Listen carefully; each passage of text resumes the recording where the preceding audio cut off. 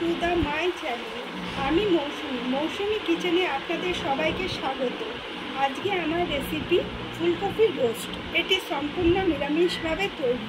এটি খেতে অসাধারণ হয়।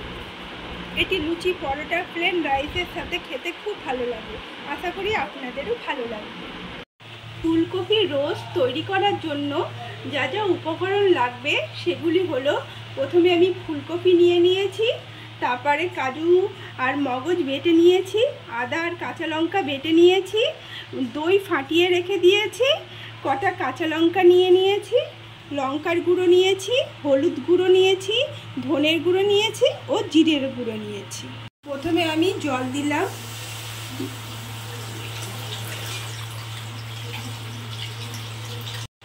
জলটি গরম হয়ে গেলে আমি ফুলকপিগুলো দিয়ে দেব। ফোটাতে দেব না, এবার আমি এটাকে ঢাকা দিয়ে দেব।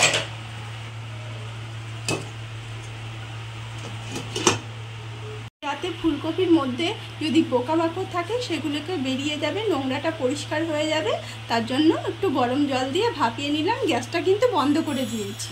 এবার ঢাকাটা খুলে ফুলকপিগুলো একটা একটা করে তুলে নেব।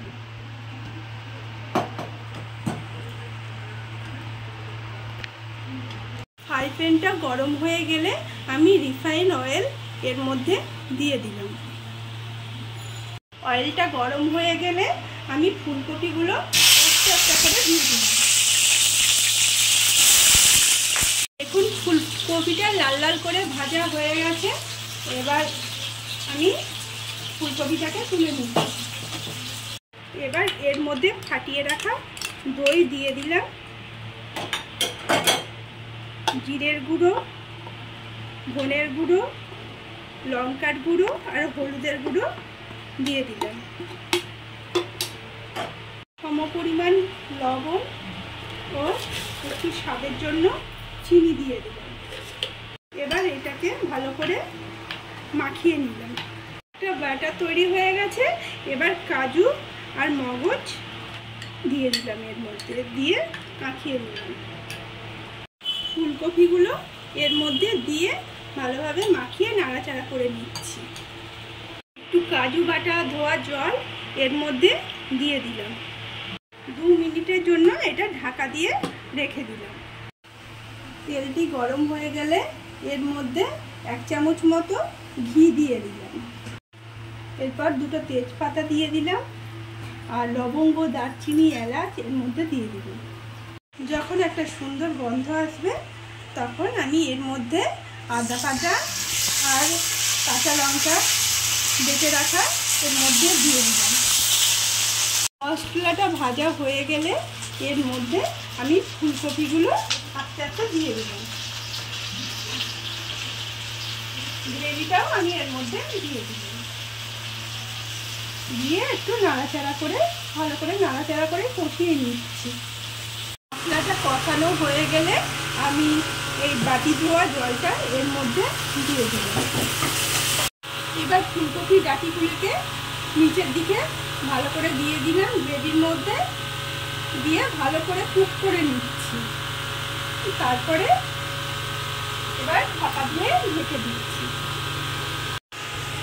এবার দেখি কতদূর হলো।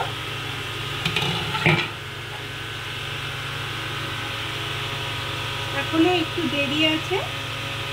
এবার আমি গরম মশলার গুঁড়ো আর চিড়ে রাখা কাঁচা লঙ্কাগুলো এর মধ্যে দিয়ে দিলাম।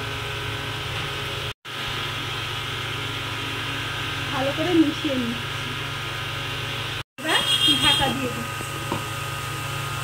এবার ঢাকনাটা খুলে দেখি কত দূর হলো।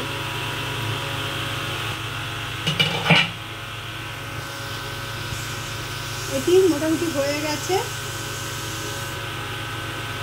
ডাঁটিগুলো সিদ্ধ হয়ে গেছে পুরো। ফুলকপির রোস্ট এই রেসিপিটি যদি আপনাদের ভালো লেগে থাকে তাহলে লাইক করবেন, কমেন্ট করবেন, শেয়ার করবেন আর পাশে থাকা বেল আইকনটি ক্লিক করে দেবেন যাতে আমার ভিডিও আপনাদের কাছে সবার আগে পৌঁছে যায়। তাহলে আজকে এখানকার মতো আসি, কালকে আবার আপনাদের কাছে এসে হাজির হব। টাটা।